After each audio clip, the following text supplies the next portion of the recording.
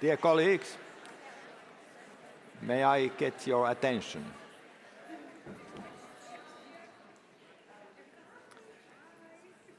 Unfortunately, all good parties must come to an end.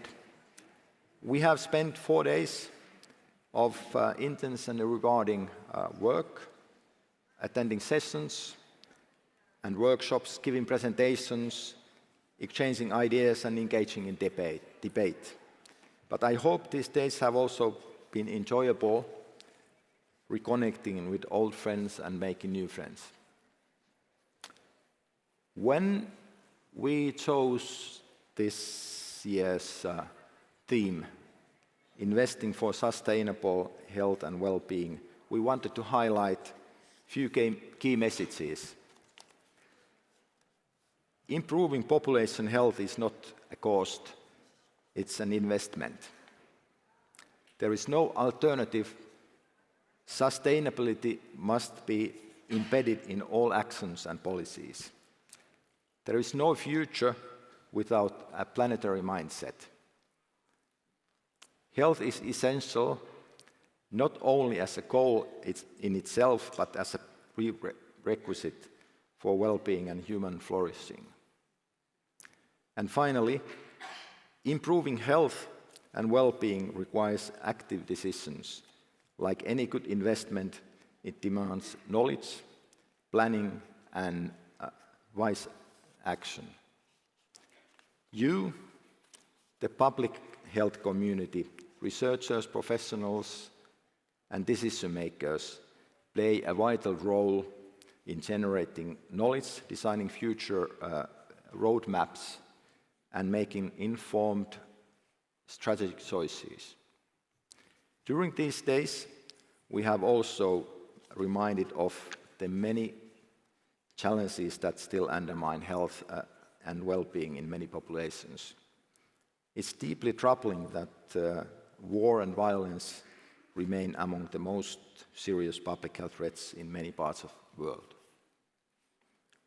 Yet, in many countries, living standards have steadily improved, and while we face enormous challenges, climate change, loss of biodiversity, overuse of resources, and growing inequalities, we have also developed solutions to address these threats, as we have heard throughout the conference. Change is both possible and essential. Pessimism may belong to the intellect, but what is needed now is optimism of the will. Let us carry that spirit forward and into our work, our collaborations, and our shared commitment to a healthier, more sustainable future. Then, before we go forward, I would like to invite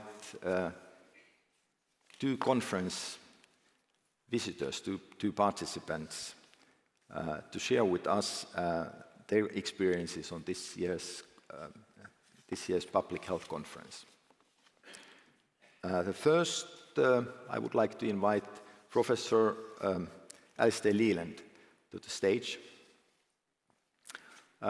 He's from University of Glasgow, and he has many hats. But of course, for the conference and for the European Public Health Association, he is the chair of the UEFA section council. Important person.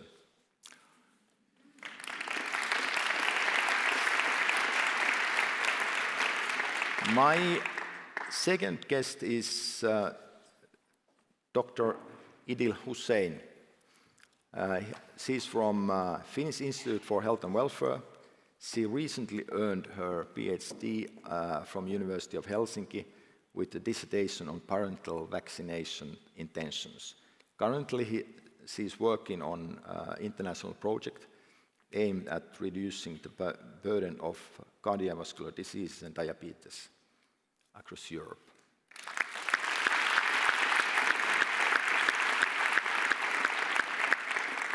Compared to Alastair, the Idil is a relative newcomer to the European Public Health Conference.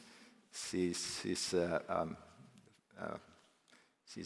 participated few of them. Alastair participated the conference already before this series of the conference started, when we spoke about the European Public Health Association annual meetings. So since I think 1993. So if we consider you both, how come you come to the conference, and what motivates you to participate in the European Public Health Conference? Please, Idil, would you like to start? Thank you, Ilmo. I would say personally what motivates me to come to EPH conference is the sort of extraordinary chance to be exposed to so many new ideas, new research questions, potentially new research methods. And like you've said, I've attended a handful of these EPH conferences, and somehow I feel that each year I leave the conference with a renewed sense of curiosity towards public health. And for example, this year I tried to attend all the sessions. I mean, I'm one person, I could not clone myself, but I tried to attend all the sessions that were discussing equity and diversity and inclusion, whether that be communicable or non-communicable diseases. And I was very happy to see that because as researchers, we understand that we have a lot of power, right, compared to the target population or the community that we're trying to research or study. So I was very happy to see that we have maybe started moving towards co-creation and co-design. So we've stepped away from, let us as researchers tell you what to do or how it is. So going back to the original question, I think, the exposure, the sort of hitting 7 birds with 1 stone is what keeps me coming back for more. Okay. What about Alastair? I know you've shocked a lot of people who don't think I look old enough to have been coming to the conference since 1993, but sadly it's true. Why are people laughing at that? I don't know. For me, a big part of the conference is about networking. EUFA is great for that. There are the formal networks, the sections, 30 magnificent sections in EUFA. But also there are the informal networks that we build and grow and nurture over the years. So you end up with this wonderful collection of friends and colleagues. The collaborations that have arisen through EUFA for me have led to successful funding applications, to papers, to 2 books and a series of courses that we've taught in, I think, 14 countries throughout the world. It's been a fantastic opportunity. EUFA really is a family. A lot of people say to it, but every year I look forward to the family reunion. So that's it for me. Okay.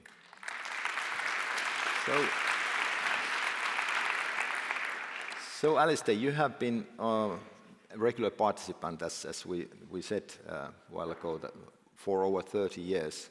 So how have you seen the conference evolve over the years? So well, it's grown a little bit, but hasn't still changed much, has it? The most noticeable aspect's the size. It's grown from about 300 participants in Maastricht to 3,000 this year. We were fortunate enough to host the conference in Glasgow in 2014. At the time, it was the biggest conference to date, and that was half the size of Helsinki. So it's changed a lot like that. But it's also reflected some societal changes. So again, the conference in Maastricht, I remember meeting people at one of the smoking tables in the coffee break. And I've seen at least one of them here this year. In the early years, the vegetarian option at one particular dinner I remember, was Windsor soup that had had most of the bits of meat fished out of it. And last night, and well, throughout this conference, we've had wonderful vegetarian selection, so thank you for that. Scientifically, the conference has sort of at least kept up to pace with what's been going on in the wider community, maybe sort of pushing the barriers. You see new ideas every year. The growth has also led to increased diversity. If you think the original conference had, I think, 4 or 5 parallel sessions. This year, we've got, what, 16? So you can get so many more subjects, and this is a real strength of you for the diversity of the people you meet, of ideas that you're exposed to. Fantastic. Mm-hmm. Okay, thanks. So, Idil, let's consider a future a little bit. So if we are considering the development during the next 30 years, and you are somewhere in the year 2055, and you remember what has happened during last 30 years about the conference. What would you like to say about that? Well, it's an interesting question. I think by 2055, research, I'm guessing, research would have sort of taken a major leap forward. And I think maybe for us today, it's quite difficult to even understand what's the potential that we can have in 2055. I think the sort of traditional borders between different sectors and different players has already started to blur out. So I'm guessing by 2055, sort of cross borders, cross disciplines type of research will be a given, that will be a norm. I do hope that in 30 years we have finally centered equitable health and planetary health. And I say this because I still do believe that today these topics may be an afterthought still. I hope it's something that we are actively working.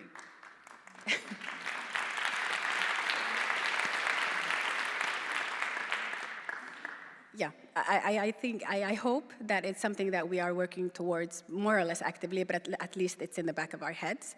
I think by 2055, automation and AI will have deeply embedded our research, and this will give us chances to explore different types of research questions, I think at scales and speed that we cannot even imagine now.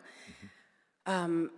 However, I do hope that the biggest change in 30 years will not be how we conduct the science, it's how we communicate the science that we've done. How do we popularize it? How do we make the general population understand not only what did we do, but why did we do it? And I know that you asked me, what are the changes that are going to happen by 2055, but if I may say one thing that I hope will not change by 2055, is that we will have conferences like EPH, and they will still act as spaces where we can come together as policymakers, as researchers, as general public, hopefully. How, I don't know, we have 30 years to figure it out. But I do hope that science becomes more popularized and we get more people on board as to why do we do this and what implications does it have. Thank you.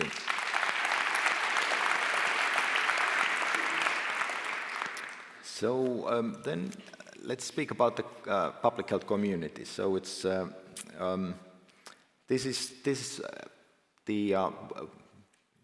these meetings are also the building up the European public health community. And how do you see the future of the community, European public health community, during these relatively turbulent times? Alastair, please. It's difficult to think about this. I'm obviously a bit of a dinosaur, and for me, these in-person meetings are very important. Trying to do things virtually would be an extremely difficult task, and I can't see it working. So the community that we have, the networks I was talking about previously, are ones that have been built through personal communication. And if you drew these networks throughout UFA, throughout the broader public health community, you would see that it is so strong. There's not going to be any problem surviving. Doesn't matter what's thrown at us. We'll be there. 3,000 people, surely they can't all be wrong when they're coming to Helsinki. Okay. Idil, you are probably looking at this from a different direction. So how did you know? It was a wild guess. Yeah. Yeah. As you mentioned, we are living very turbulent times. We have wars, we have economic crisis, we have public health crisis, partly due to irresponsible political leaders, I have to say. We have social inequalities, inequities, we have political sort of polarization. I'm already exhausted by the thought of all of this. The fact that you were standing on the podium, Ilmo, and you mentioned pessimism, I was very happy because, there's different types of people, and of course personalities are very personal. But as a Finnish person, I am very pessimistic by nature. So I am the first person to admit that it has been very hard to motivate yourself when you're seeing all of this happening in the world. You sort of lose the reason why are you doing this? What sort of, what difference does it make? I know, not off to a positive start, but I still do believe that the European public health community, it has the power to sort of be resilient. We have the power to have a shared purpose, a collaborative purpose, a shared goal. And I think if we keep sort of funding cooperation, if we keep funding data transparency, mutual learning, I think the European public health community will really be able to lead by example and to show not just, Europe, but also outside of Europe, that what can be done when you have commitment and you have policy and you have compassion for public health and equitable public health. Okay, thank you. Thank you both. Thank you, Alastair and Idil. So now it's time to go forward, and I'm pleased to give the floor to Iveta Nagyova, President of the European Public Health Conference Executive Board.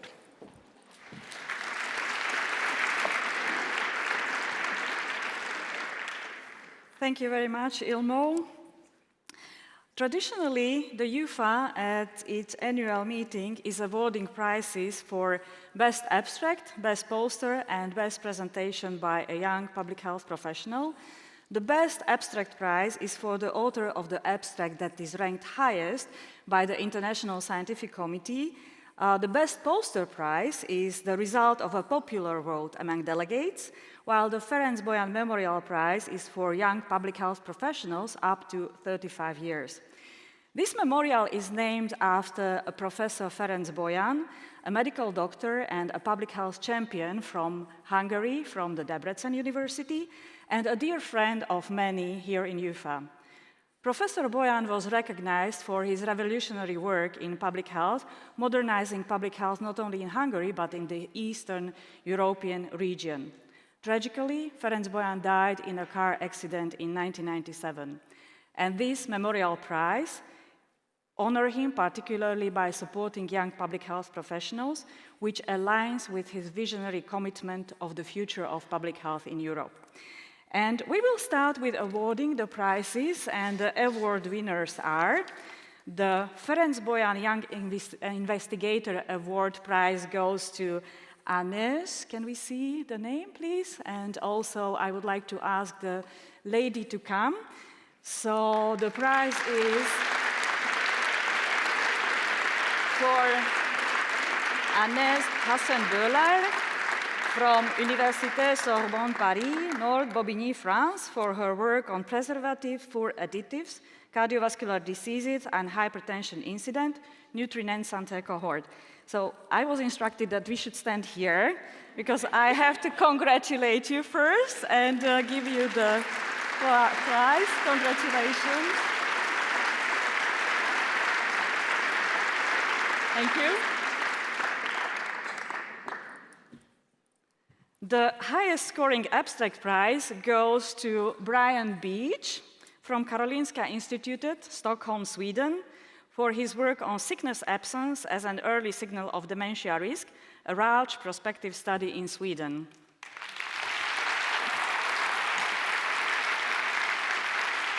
Brian, congratulations. Thank you very much. You are welcome.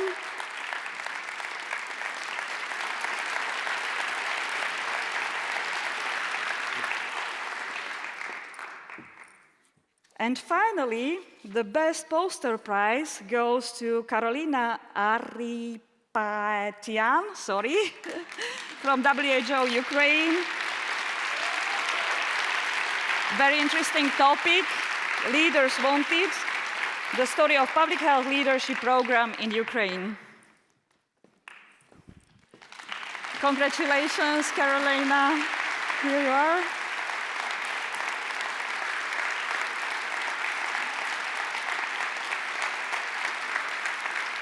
Yeah.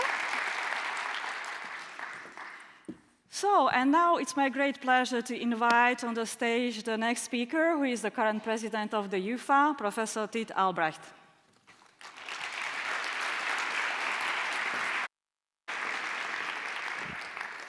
Thank you, Iveta. We have just a few important steps before the end. First of all, I would like to flag some of the achievements of UFA of this year. We like to speak about involving the communities. Our young researcher has just warned us that we need to involve and integrate more people. As you can see, for the European Public Health Week, we had a large number of events taking place, almost 300 in 21 countries in 14 languages. There were in-person events, online events, and 12 hybrid events. In that week, we also engaged with the European Parliament. We ran a hackathon on development tools for helping people with blindness, especially in low and middle-income countries. So we tested a number of issues and we contributed to the topical discussions. Next slide, please. The next thing that I would like to congratulate is there are two countries that stood out during that week. As you can see, our Bulgarian and our Ukrainian colleagues have done the biggest efforts in organizing events during this week. So let's applaud to our colleagues from Bulgaria and Ukraine.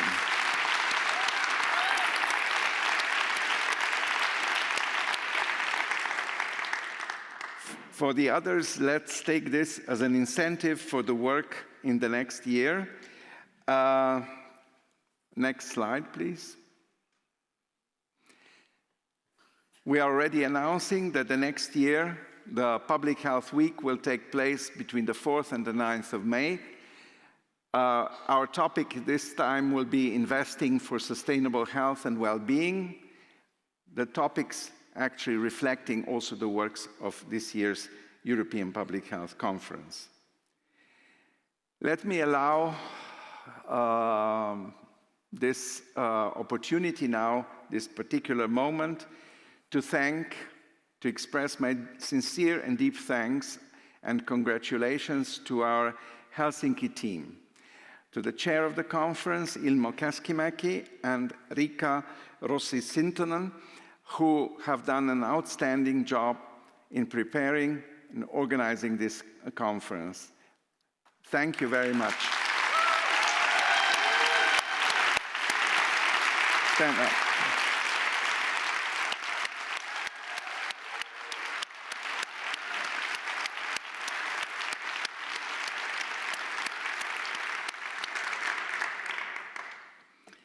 And now, a special occasion, which is particularly dear to me, because it's the time to say goodbye or farewell until the next time, tot ziens, as you say in Dutch, to Floris Barnholm. Please, Floris, come to the stage.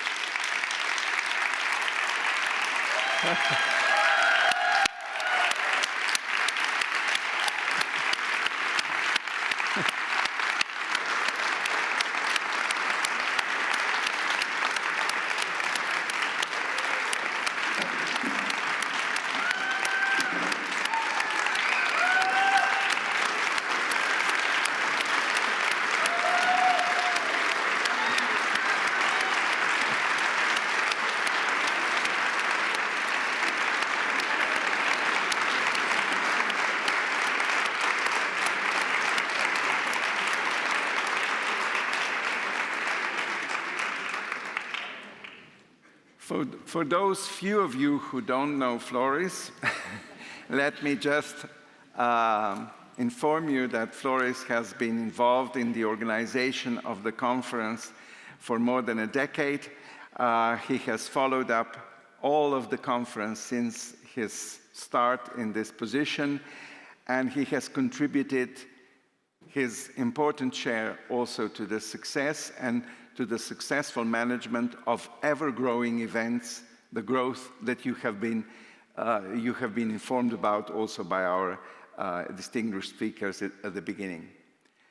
This is a small, tiny present to Floris, many wishing cards for the next phase of your career, the phase of retirement. So on behalf of the whole community, I would like to thank you. We have worked together also on the conference in Ljubljana. So for me, this is a particularly important moment that I can share with you. Thank you very much. Thank you. Thank you very much. Thank you all. Thank you.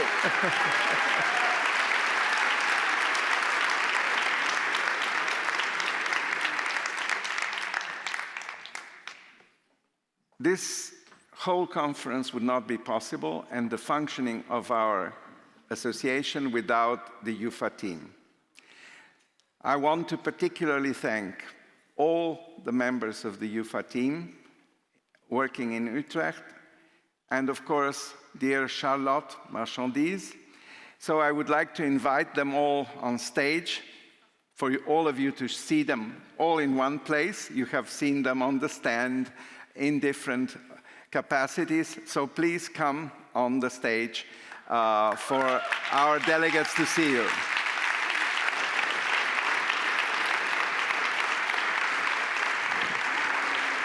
Thank you.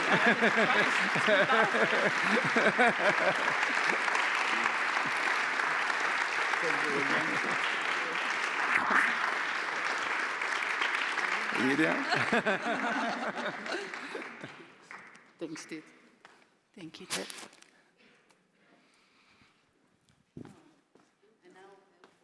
A big round of applause to the team.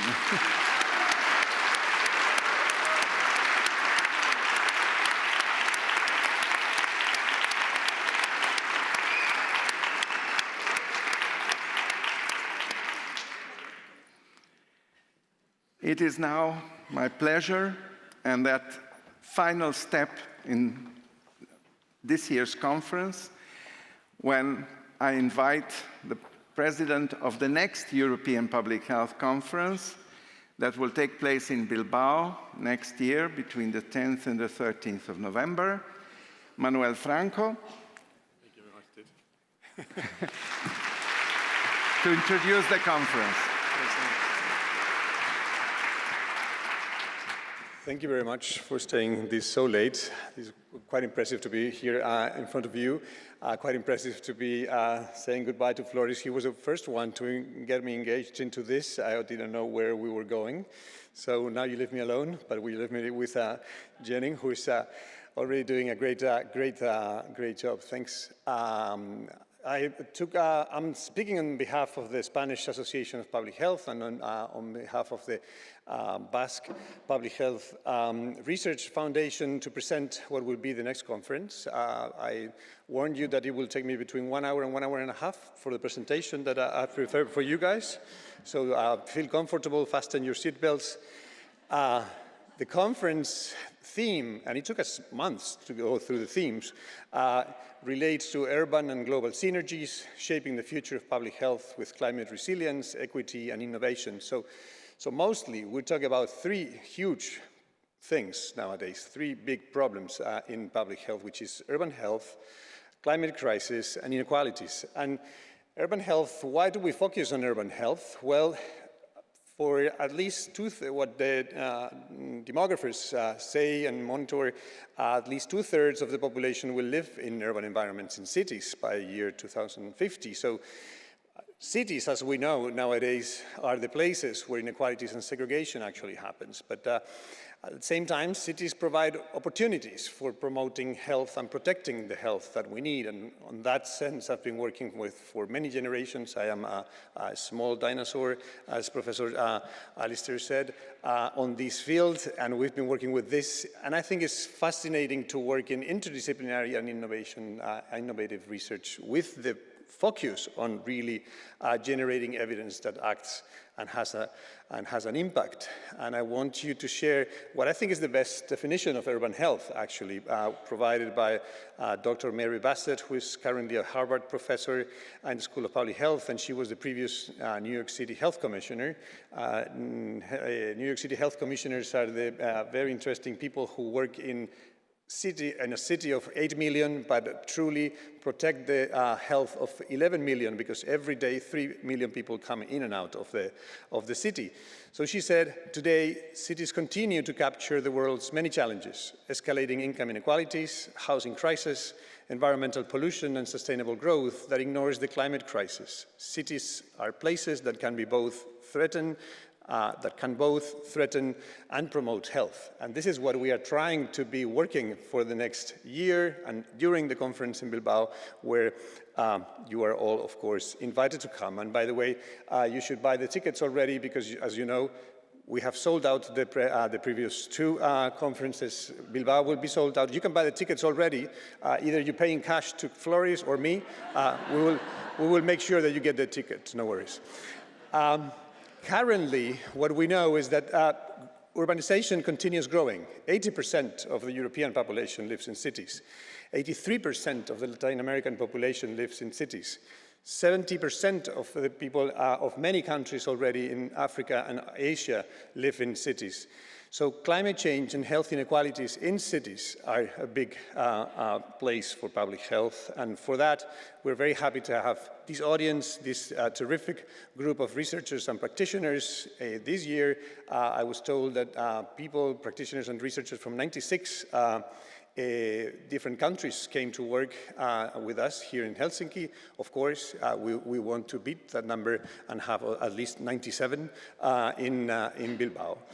So climate change and health, we've been dealing with this for quite a while, and I want to show you just three, very briefly, it will not take me 1 hour, very briefly, three ideas of how have we been doing with these extreme events that sadly we are facing all the time. I will not go through all of them, but I will face specifically on one, which is high temperatures, which is something that happens all the time in my country, in Spain. This is a project that I had the pleasure to receive money from the European Research Council, very thankful, where we looked at different characteristics of city districts and neighborhoods in relation to cardiovascular health. And here in particular, we were looking at how heat waves relate to the first incidence of myocardial infarction and how that relates to who are the people living in Madrid. And what we found, of course, is what we call the social determinants of health, so the main axis of power in this case. people from outside, so people being born outside Spain had 80% more risk of developing a first myocardial infarction after the heat wave in Madrid. Men had higher risk than women, and people living in disadvantaged neighborhoods had also a higher risk. So, you know, researchers, what we do for a living is asking us the next question. So the next question is, if our migrant people, the ones who are more vulnerable to this, we went to to Barcelona, and you probably know very well this city. You have been there, El Barrio of El Raval, which is right now a very trendy, gentrified, touristified neighborhood, where over 50% of the population living in El Raval are from somewhere else but Barcelona, being born somewhere else. And we did a participatory project with them where they self-identified what were the main risks they had in terms of their perception of health, mental health and physical health, after the heat wave of 2024, which actually had 3 heat waves, one in June, one in July, and one in August. And finally, we talked a lot during this conference about nature-based solutions, which is part of urban health research, of course. And nature-based solutions in urban health means it's public spaces, green spaces, blue spaces, or parks. So we had the opportunity to go deeply into the parks use in Madrid. And what we did is we engaged with geographers and people observing what was going on in the city in terms of park use, but we also engaged with urban sociologists that interviewed people in 3 different neighborhoods, low-income, middle-income, and high-income neighborhood. And of course, what we found again is that low-income neighborhood people were using less those parks because they were either unsafe, not well kept, or women felt unsafe. Also, they had less time for doing any time of leisure activities. So I finished with that. I remember you to buy the tickets from Floris or myself. And Kiitos Helsinki. It was a pleasure to be here. We learned a lot. We'll keep on learning from you guys. Ongi etorri Bilbora. Welcome to Bilbao. Now we have a 1-minute video where you will be enjoying, and make sure that you buy the tickets. Thank you very much.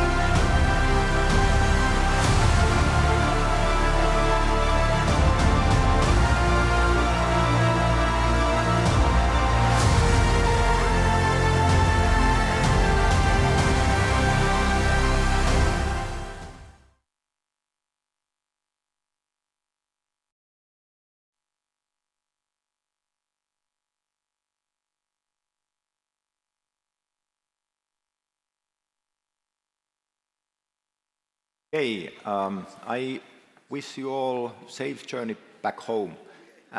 The conference is closed.